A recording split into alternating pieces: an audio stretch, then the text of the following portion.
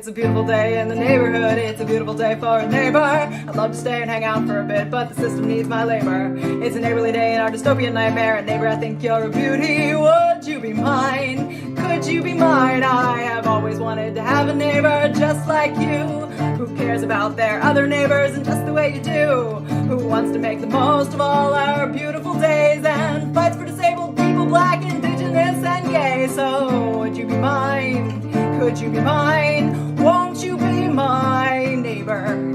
We could open up our doors and all our bank accounts combined, start a garden, buy a goat, put alligators in a moat, work to build a safe home for folks beyond just how we vote, and cuddle with our buddies between fights. Would you be mine? Could you be mine? Please won't you be my neighbor? I need a neighbor just like you.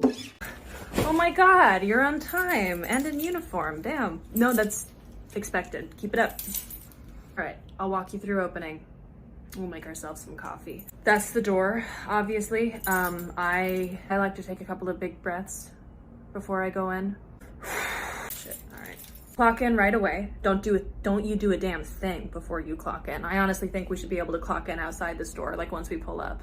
Corporate won't go for it. Actually, I'm way too tired to go through all of this with someone new. So I'm gonna brew the coffee and then we're gonna drink it together and chat about how we plan to keep on going. So at this point, I usually sit down in that chair.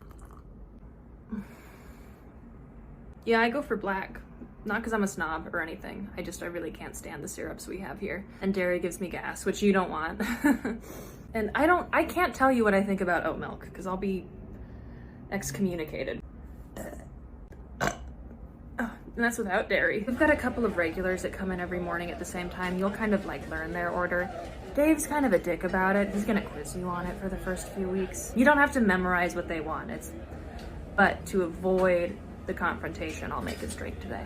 Dave, got it ready for you. Half whole milk, half skim to make the 2% that you like. Caramel latte heated to 170 degrees with only a dollop of whipped cream on top. Nope, double cup, double sleeved. That's why I'm the manager. All right, I'll see you tomorrow, dude. See ya. See you tomorrow, man.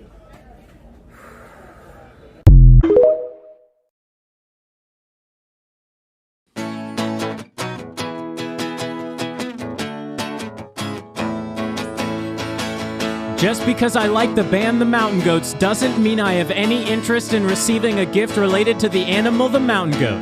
I don't have anything against the mountain goat, it's just objectively different to the thing I'm interested in, which is the group of human men that makes music.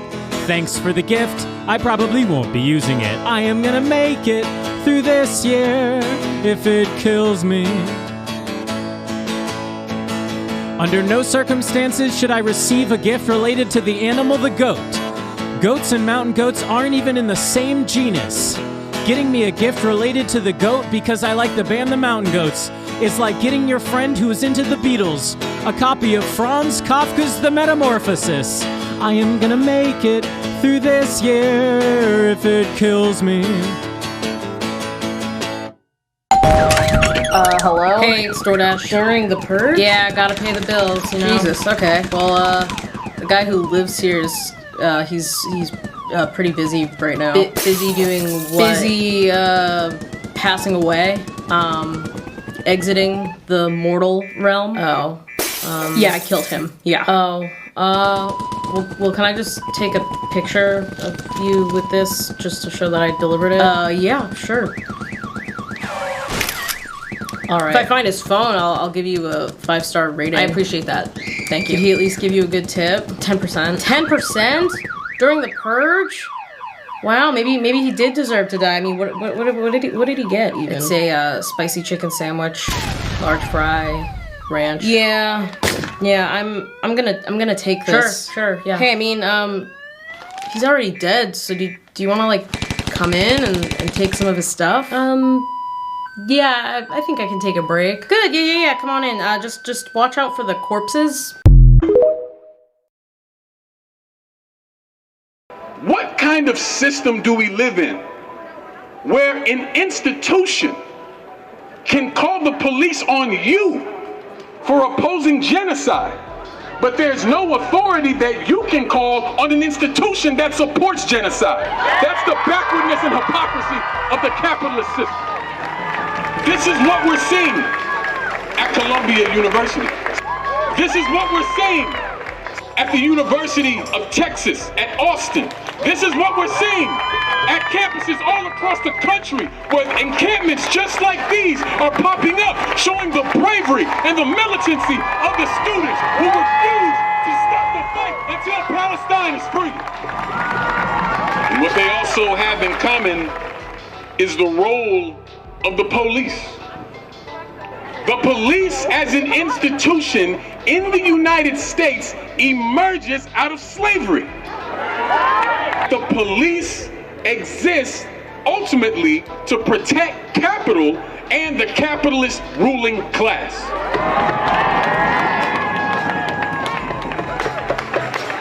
The police like to say that they're here to protect and serve. But what they're protecting is the property of the rich, and what they're serving are their interests. They're not protecting and serving us. We will stay in the streets. We will stay in the fight. We will not be cowed.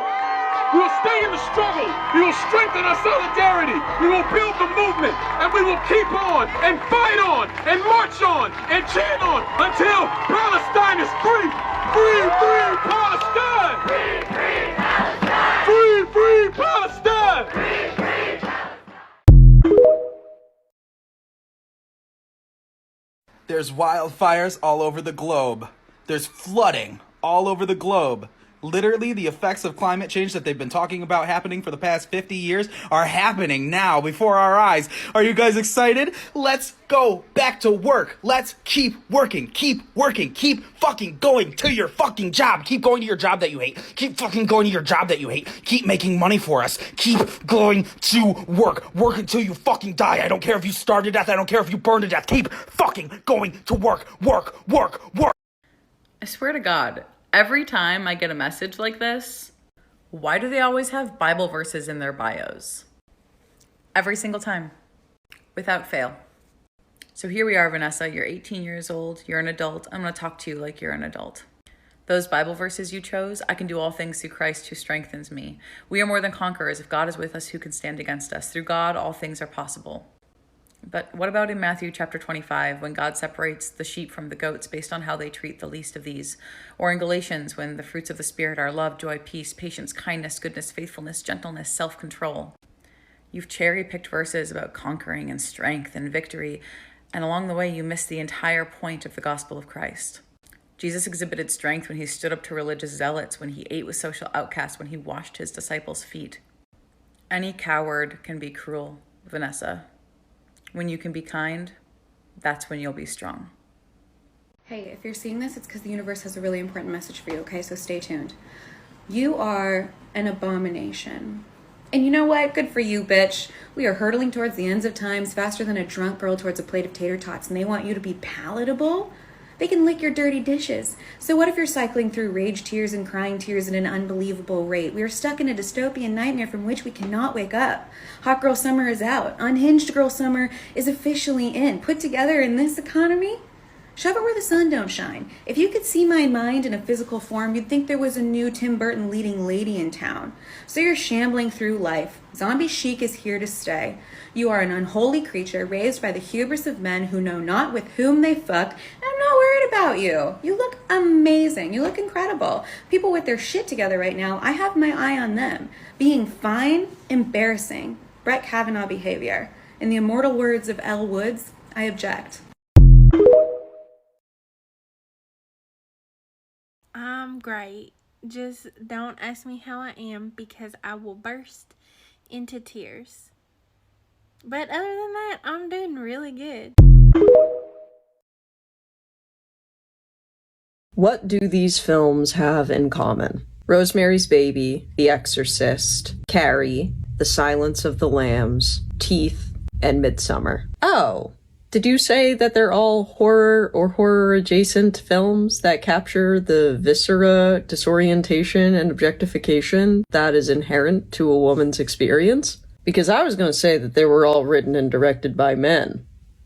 I've been thinking about this phenomenon ever since I read this New York Times feature that was celebrating the 50-year anniversary of The Exorcist's release. In this feature, they collected headlines from 1973 and 74 detailing the hysteria, really, that broke out around the movie. One excerpt that I found particularly interesting was a movie theater employee saying, anecdotally of course, that most of the people who were fainting and throwing up as a response to the movie were men. And it got me thinking about how there probably was, and to some extent still is, this added layer of cognitive dissonance men experience when seeing something like The Exorcist. Because they're seeing this young woman vitriolically spew profanity, behave in a way that is overtly sexual, and be overall grotesque, disgusting, and on a societal gender performativity level,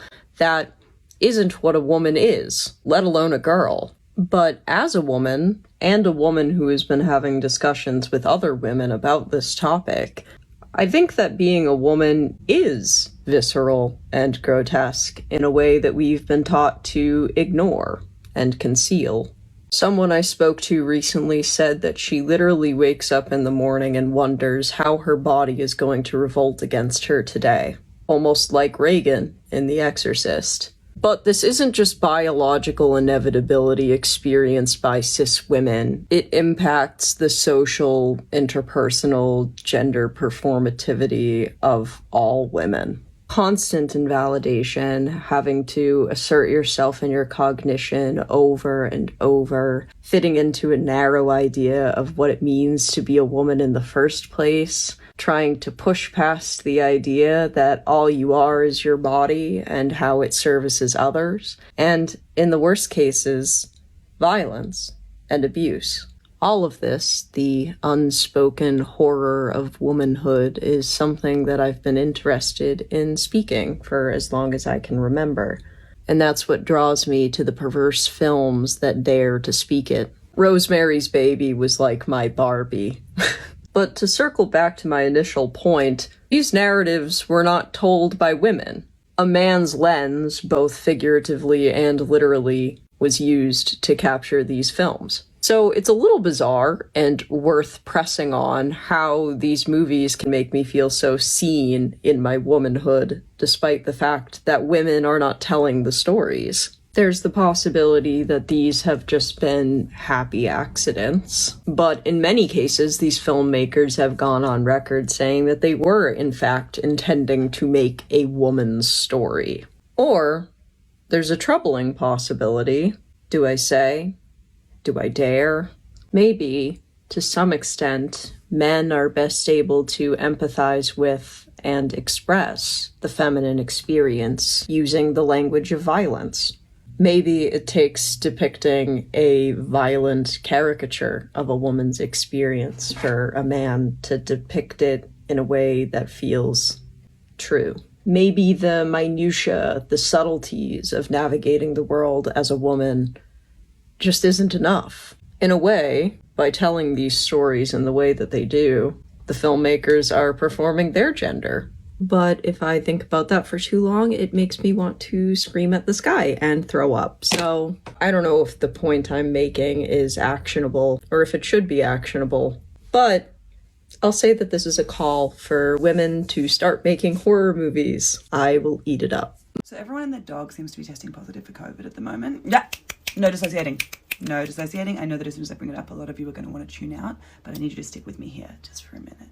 I want you to think back for me for a second to when things were about to open up again and we were all promised this idea of a new normal. What did you imagine? Did you imagine maybe some new precautions in place, that we all might have a few new habits, a little bit more hand sanitizer, a little bit more taking care of each other? And now I want you to think about the new normal that we have ended up with. Did the new normal you imagined involve all of us repeatedly infecting each other with a highly contagious vascular illness that has been linked to long-term damage that is cumulative with each infection, and increasing the chances of a host of other serious illnesses like diabetes, strokes, heart failure, heart disease, immune system damage that is now being compared to HIV? And a lot of people are catching it 2, 3 or more times a year. Did your new normal involve removal of all of the supports but none of the infection? Because if it didn't, babes, It's time to admit that we are living in a different world. This is not the new normal that you were promised. No amount of wanting it to be so will make it so. I know that everyone has trauma about the pandemic. I know you don't want to think about it. But babes, it is time to move on. Now, I know that they say that denial is the first step of grief, but we're supposed to keep processing from there.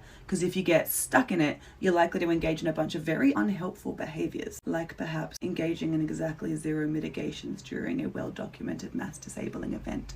Now, I don't sit here and keep reminding you about COVID just to be depressing. I do it because whether it's the fucking autism or the scientific literacy or the stubbornness, I cannot willingly stomach this much cognitive dissonance. It feels like the goddamn Twilight Zone. I cannot read the amount of empirically reviewed studies that I have that demonstrate what COVID is doing to all of us and pretend that everything's fucking peachy. I cannot sit here having been disabled by this illness and watch my friends out there all disabling each other. Yes, I know it's the government's fault. It doesn't absolve us of all of our personal responsibility. There are things that we can do that do make a difference. Now, in my next video, I'm going to detail a bunch of the tools that I use to keep myself and my loved ones safe from COVID. But all of that's step 1. Before we can do that, we need to engage step 0, which is admitting that there is even a problem. And so as step 0 today, I invite you to do yourself the kindness of having a big fucking sook about the way that things were supposed to be. And the fact that we're not there. Let it out. Let it bust holes in our collective delusion so that we can step outside of it. And then get ready, because we've got work to do.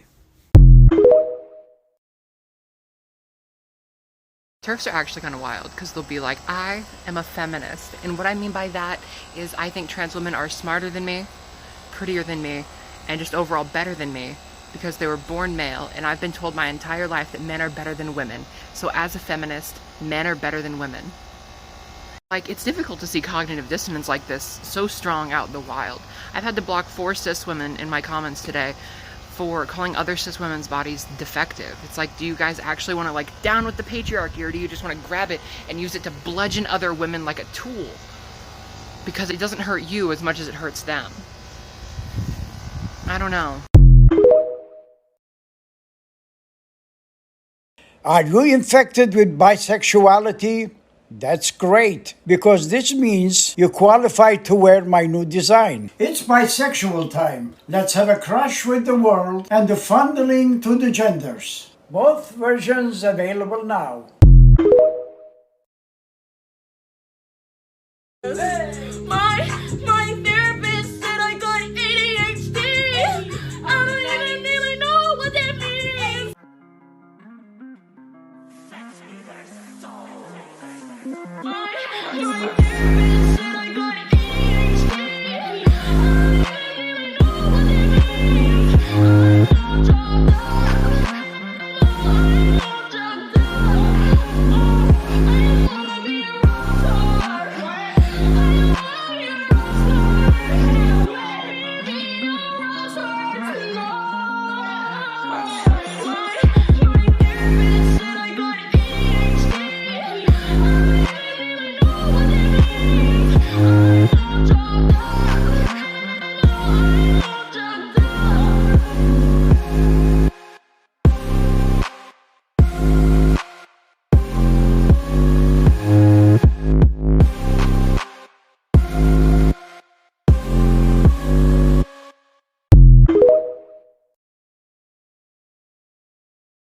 Hey dude, you wanna hit?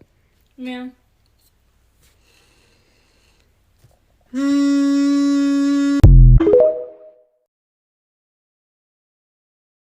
Hi there! If you're like me, it's getting harder every day. There always seems to be something new to worry about paying for. You try to be responsible with your spending, but it doesn't seem to matter.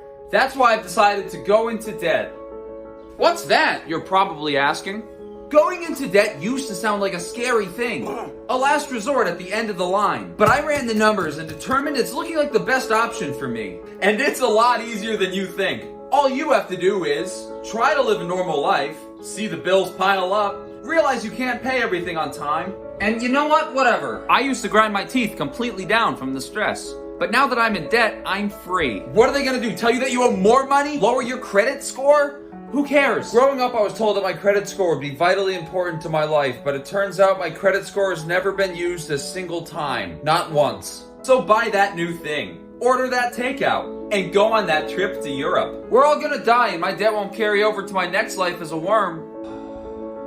This is really nice. So what are you waiting for? Enjoy the life you deserve and go into debt today. I went to Target yesterday and bought 2 bottles of hair product, a bottle of shampoo, a box of trash bags, and 1 Halloween decoration. $70 on my Target Red card. That's with my 5% discount. My son's looking at the cart and going, Mom, this was $70. We didn't even get anything. Yeah, I know, kid. And he doesn't even remember a time when you could get a 2-bedroom apartment in a decent area of town for $600 a month. Now a 1-bedroom apartment in a mediocre part of town is $2,000 a month. Gas is $5.49 a gallon. It cost me $65 to fill up my tank. Before COVID, my grocery bill per month was $350. Now it's $600 a month, and I buy the exact same amount of groceries. This shit is out of control. What does the bourgeoisie think that the outcome of this is going to be? They cannot possibly believe that extracting every last dime out of the working class by inflating all of the prices and paying us poverty wages is a sustainable economic model. And the thing is that I could be mad at the bourgeoisie all day long, but they are doing exactly what is expected. They are greedy sociopaths. This is what they do. I am more mad at Americans because instead of uniting against this common enemy who is robbing us blind, we are fighting over whether or not drag queens can read books to children. At what point are we going to stop taking this shit lying down, put our foots down, and say, fuck this, and not allow it anymore? We cannot even afford to live in this country. We can't even afford to die in this country. The Republican Party is bought and paid for by the same greedy sociopaths who are robbing you, me, and our families blind every day. They are manipulating you into believing that they are going to save you from the problems that they created in your life. They have not walked a single inch in your working class shoes. They have no idea the struggle that you and I go through every day in this economy just to feed our families and keep them safe. They are gaslighting you into believing that I am your enemy so that you're distracted while they continue to do their dirt behind your back because they know that if you knew what they were doing, you wouldn't vote for them anymore. Why are you listening to them? The Democratic Party, with the exception of a very small few, is filled with weak and spineless politicians who placate to everyone just so that they can get reelected because they want to maintain some semblance of power in Congress. Why are you placing all of your faith and hope in this party to save us? Your religious leaders are funded by the same corporate sponsors who have bought your politicians, and they are weaponizing your faith against you so that you are distracted by a made-up enemy, your gay neighbor or your liberal coworker, so that you are not paying attention to the extreme financial crimes that they are committing against all of us right under your nose. In the richest country in the world, 500,000 people are homeless when there are more than enough homes to house them, and millions of children are hungry or food insecure, having their one free meal taken away from them at school. 10-year-olds are being forced to bear the child of their rapist. People are rationing their insulin and dying because they cannot afford health care. The water's polluted, the air is polluted, the soil is devoid of nutrients because we have oversaturated it in pesticides. We're not going to be able to grow our own food in the coming decades. The planet is literally dying. And they are putting hotels up in space and telling you that they can't afford to pay you a living wage, and you are believing them. This period is going to go down in the history books as one of the most epic failures that America ever allowed to happen. Future generations are going to study this time in history and ask themselves, why did they not do anything? How could they not see? And if you're sitting behind your phone right now and thinking to yourself, it's not me, it's those goddamn weirdo trans kids, then you are the people that they will be talking about. Wake the fuck up.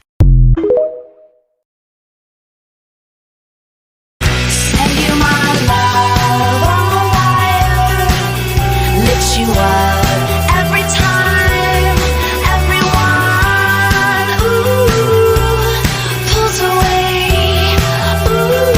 No, I'm not going to get thicker skin, and I don't think anyone else should either. It is your job to be nice, not my job to learn how to take it. I've heard this my whole life as a fellow soft-skinned person that I need to toughen up. From family, from friends, from partners, from the internet, everywhere. And all it's done is leave me in situations where people will say the wildest, meanest stuff to me, and I will sit there and take it. And when folk ask why later, why I didn't leave, why I didn't stand up for myself, I look them in the eyes and I say, I was getting thicker skin. It's done nothing but hurt me. Along the way in my healing journey, I realized it's not my problem that I'm soft. It's not an issue that I am as delicate as a dandelion in the summer breeze. It is your problem for being mean, for going out of your way to hurt other people. Because we agreed that was bad. You're just looking for excuses why it's okay that you do that. So no, I will not be getting thicker skin. I don't think the girl from the video should get thicker skin. I don't think any of us should go out of our way to be resistant and resilient in the face of cruelty. My skin is a nice protective barrier from germs and bacteria to keep me safe. And any additional stress or strain that you put on it means that you are the problem. Hope this helps.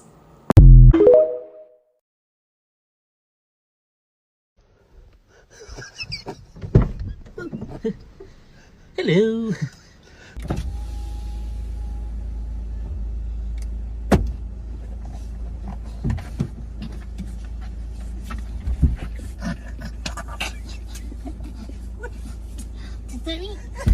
I got this.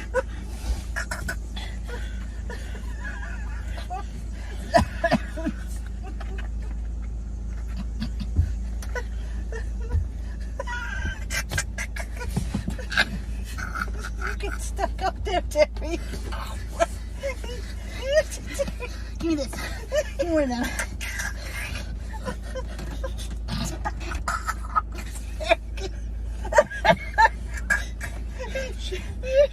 You are not right there. Oh, fuck. You stuck me on? I think it's fucking my toe shoe. Oh.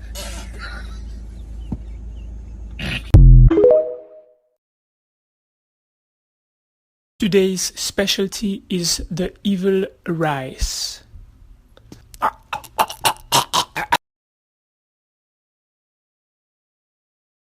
Feliz Navidad. Feliz Navidad. Did you know there's an oil spill that's been actively leaking since 2004? No? Well, I mean, it was definitely swept under the rug, and it's expected to keep leaking for the next 100 years. Oh no, it's not a small leak. It's 1,000 gallons a day of oil spewing into the ocean. And when the company that was responsible found out about the leak, they did nothing about it for years, and they totally lied about the size of it. The Coast Guard has been trying to capture as much of the oil as possible since 2019, after 16 years of uncontrolled leakage. There are no plans to stop the leak. The company actually claims that nothing can be done about it. Well, they're claiming there's actually not a leak at all, and they're just detecting contaminated sediments, which is heavily disputed just based on the sheer volume of oil that the Coast Guard is capturing. Regardless, nothing is being done to stop it. Well, the company was ordered to pay $400 million in fines, but the owner of the company still has a net worth of $1.6 billion. Not only that, but the owner inherited the company from their spouse and were able to avoid paying an estimated $500 billion in taxes. Oh, but there's more. So the owner sold off all of the company assets besides the damaged rig and put another $1.2 billion directly in their pocket. But instead of reporting a gain on their taxes, they reported a $211 million loss.